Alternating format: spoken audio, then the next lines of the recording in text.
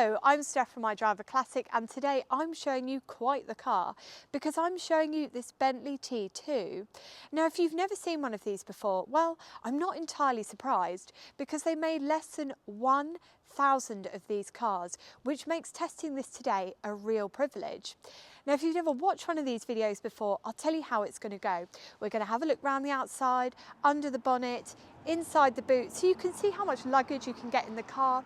We're going to have a look around the interior, a walk through. I'll show you how everything works and all the controls. We'll start that engine so you can hear her roar, and then we'll take it out onto the open road. But first of all, let me tell you a little bit about the Bentley T2. The Bentley T2 was made for just 3 short years, from 1977 until 1980, and was very much derived from that earlier T1 and of course the Rolls Royce Shadow II.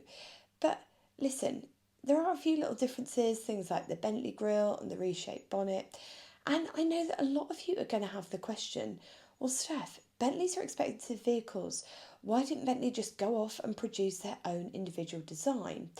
But when Rolls-Royce were putting together the Silver Shadow prototype and it was seen, the Bentley design, which was being worked on independently, was then just quietly shelved.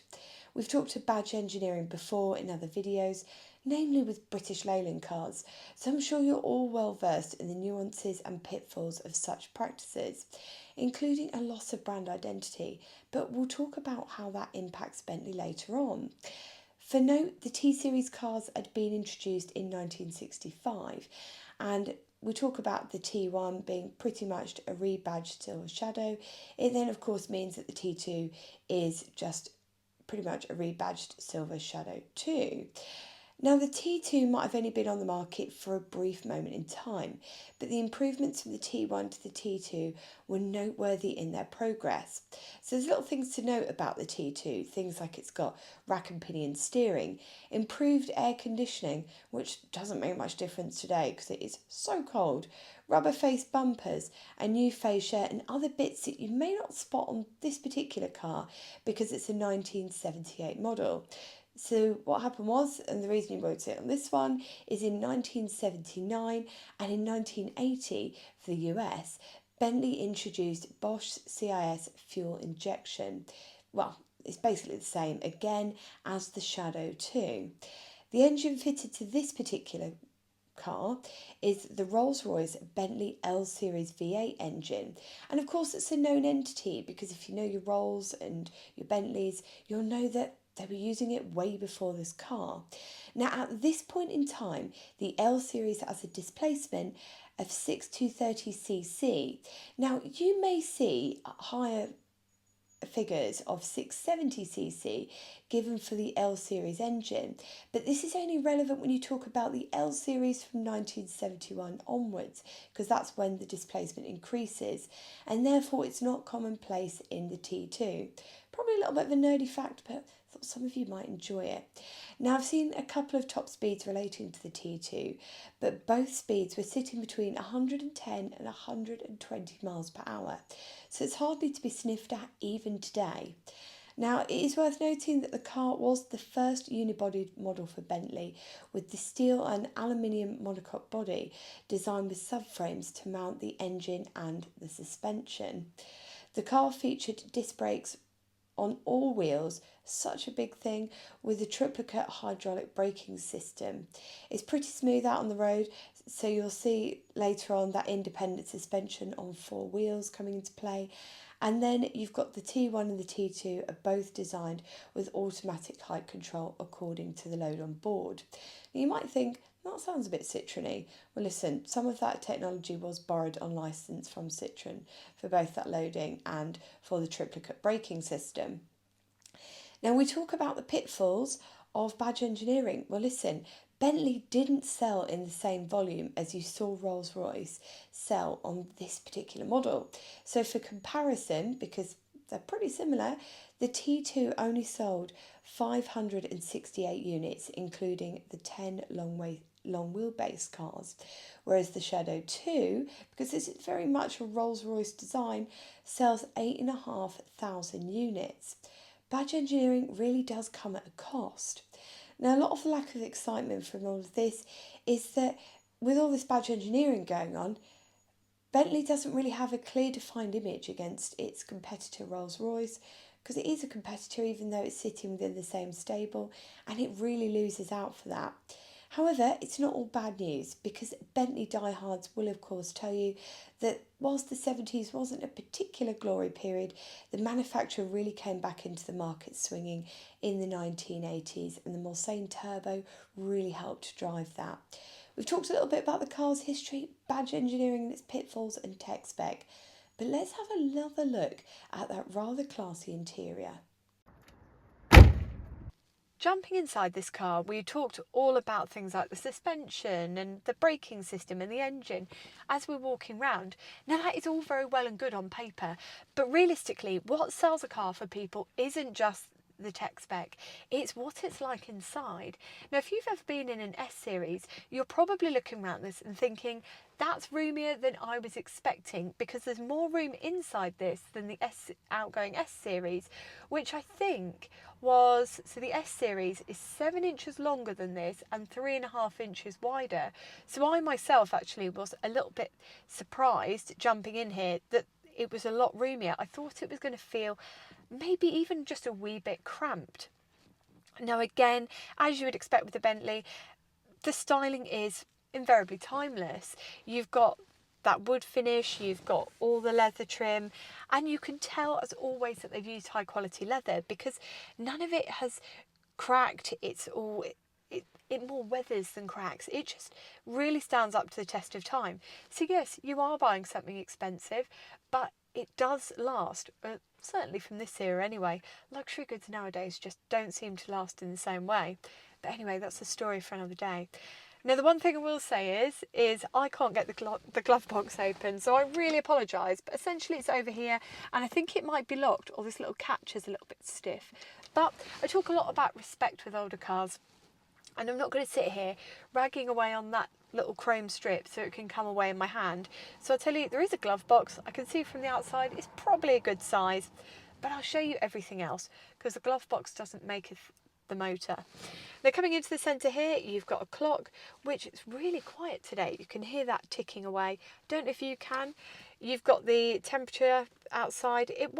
I think it was reading a bit high. It was saying it's about 15 degrees. It feels more like 2 degrees. It's freezing today. Coming down from there, you've got not one radio, but two. So you've got this one, which I suspect that radio is probably original, and you've got your speaker balance and you've got cigar lighter on this side. Also, I'm going to talk to you about the ashtrays. There are ashtrays everywhere inside here. Coming down from there, you've got your vents and you've got your tape player. Now this has been fitted in with a Bluetooth cassette adapter. They're really handy if you've never used one before. Now we drift over into what's directly in front of us. So you've got the aircon and temperature set up here, and I believe that they improved the aircon from the first of the T-Series cars into the T2. And bear in mind, this wasn't even on the market for that long. I think, what was it, 77 to 80? They didn't even make it for that long. And yet, you know, we talked about things like that steering and all the rest of it. This was another one of the very small upgrades that they made as they went through. You've got a collection of gauges over here in this dial. So you've got your amp meter, oil pressure gauge, temperature gauge and fuel gauge. And we've got your speedo reading in both miles and kilometres per hour. And then you've got your little warning pad. And on this, you've got things like your brake pressure, you've got your handbrake, which is named parking brake.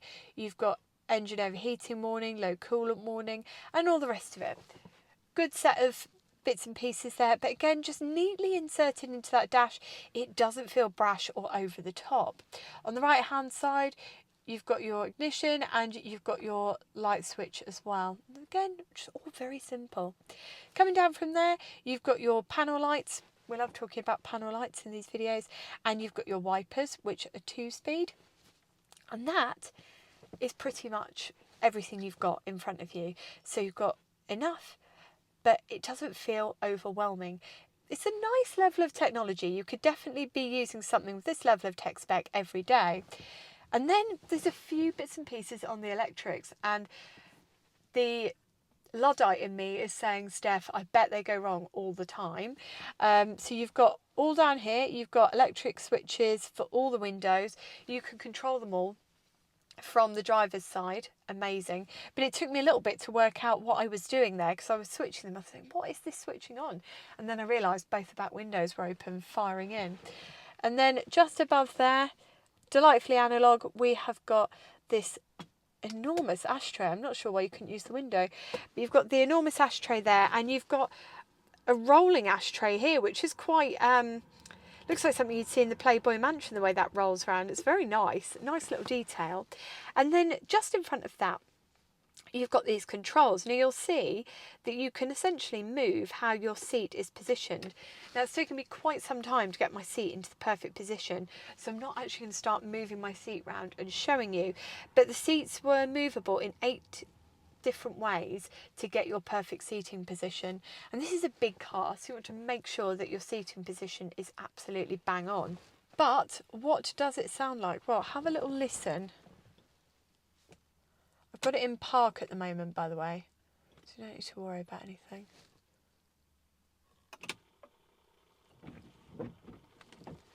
Are you ready? Because this sounds absolutely delightful.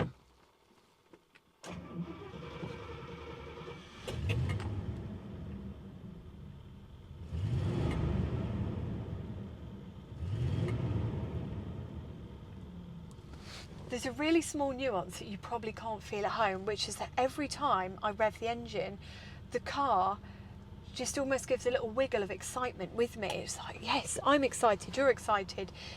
This engine sounds brilliant. One more gratuitous, yes. Have a listen from the outside, and then I'm going to take you on a test drive.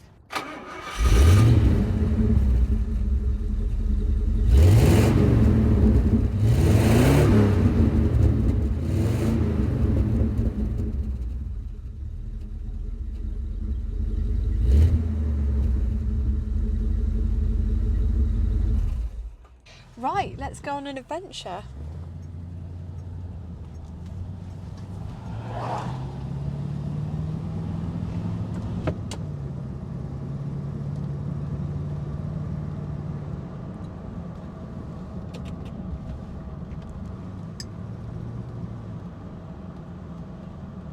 It's weird, after driving so much noisy stuff lately, it feels almost deathly quiet in here. It's both a luxury and slightly unnerving. Now, of course, we've got that incredibly powerful engine under the bonnet, and some would say, well, put your foot down and absolutely rag it. But these cars aren't designed to be ragged. It's getting from A to B in the most luxurious way possible. Plus, we're also hampered by the fact that we've got quite a lot of speed cameras on this route that are stopping us from going more than 40. But you can see here that we're just gently wafting along, and my goodness, can you imagine it being the end of the 1970s and getting the keys to something like this brand new? It must have been just life-changing for some people. And I know that the kind of people that are buying this weren't, a shopkeeper or somebody who'd maybe just had quite a normal job down the mines. These were cars for people with a lot of money. They weren't cheap, but even getting in it today is an experience. And that's the thing, it's not just driving, it's an experience, and it's just so beautiful inside. All the design, just the way it handles, it's so graceful and elegant. And you'll be able to see here, you've got the rack and pinion steering, and you've got power assisted steering on this. It's all just so light. Now, remember years ago, I'm sure it was a Rolls Royce I got into, and I said it felt almost freakishly light, and I felt like I had no control over the vehicle.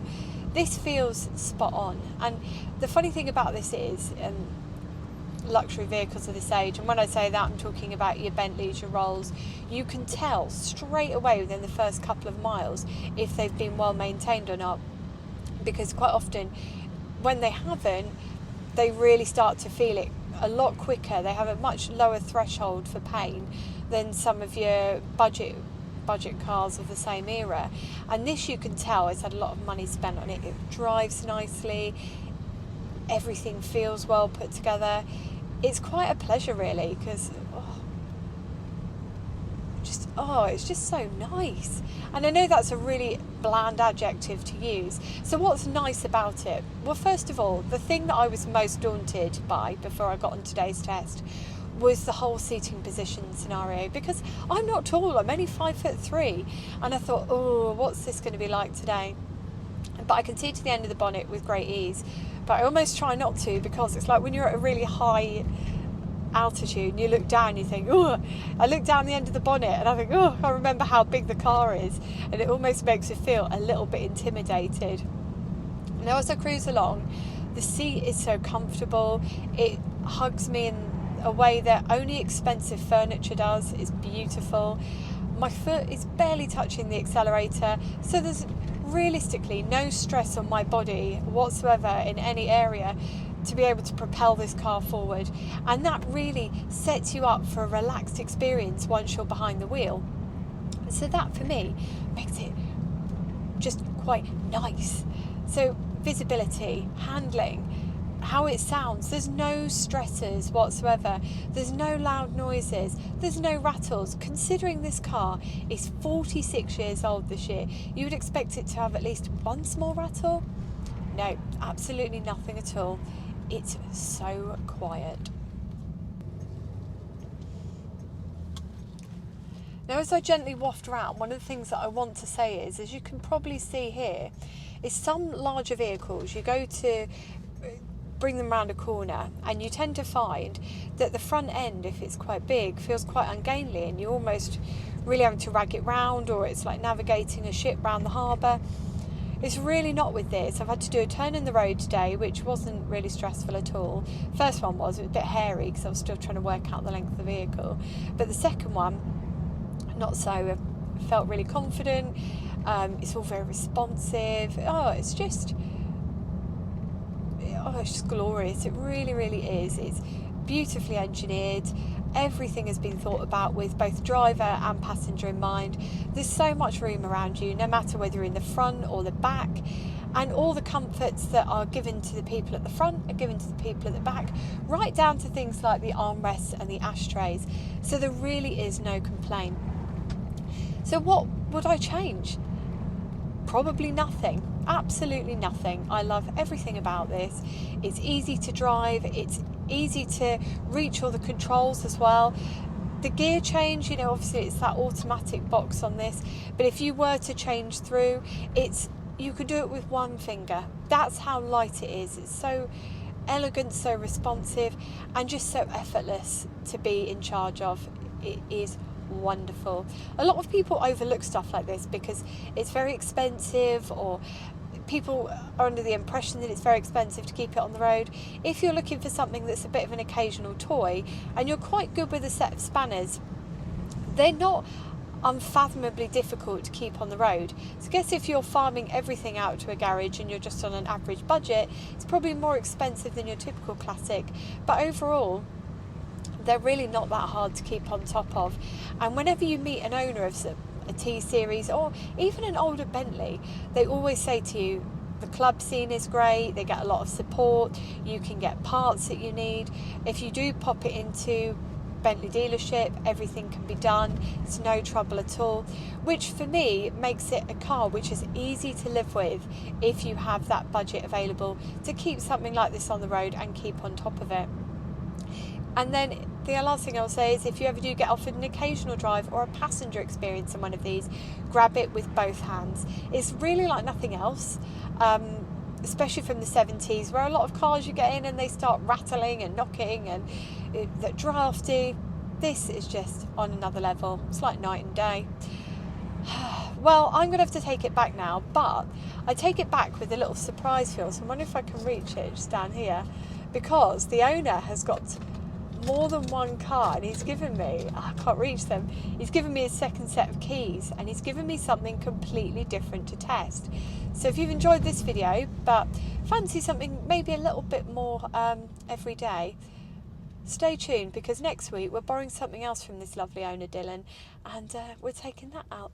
So until next Sunday, or until next weekend, because we've got 2 videos next weekend, take care and drive safely.